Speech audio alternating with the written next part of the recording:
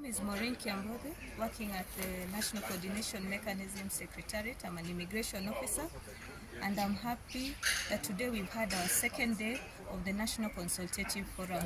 Indeed, it has been an eye-opener, where today in the morning we had a chance to engage our stakeholders for them to give us a report on what has been happening in their different ministries, agencies, from the last time we met and held our last consultative forum.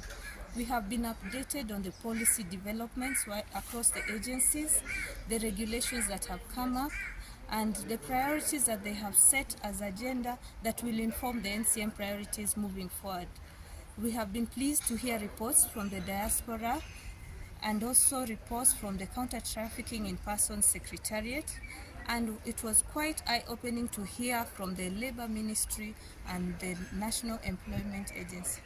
It has been great having all the participants update us on what is happening on the ground, especially in the space of migration governance.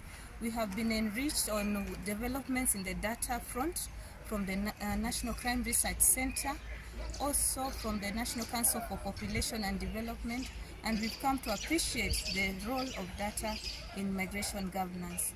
We are also pleased to report that we have had great input from different secretariats in the Interior Ministry, where they briefed us on the important role they play in coordinating security efforts and promoting national security and safeguarding our borders in cooperation with other stakeholders, in cooperation with the Directorate of Immigration Services, the National Registration Bureau, and the Civil Registration Services.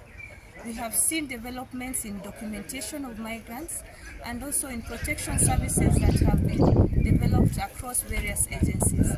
We got reports from the National Commission on Human Rights on all the advancements that have been made in terms of protection and the rights for our migrants.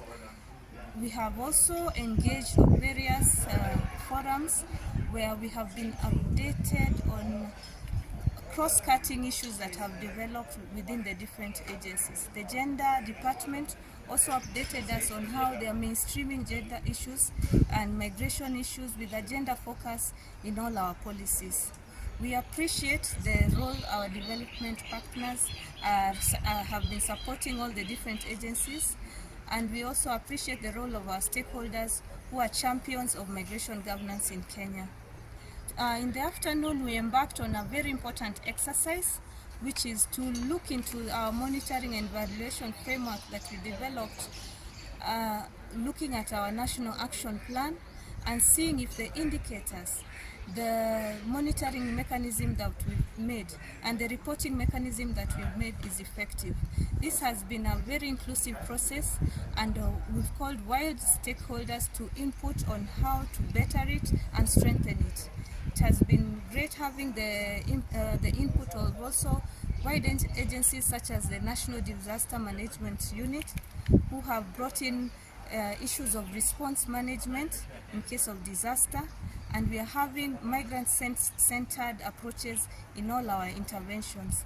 The plan is what will see us through from 2023 to 2026, and it is very detailed in the interventions, sub-activities, and it is well outlined, and it is a framework that is very targeted and will be easy to monitor and report on much later in our regional and international forums.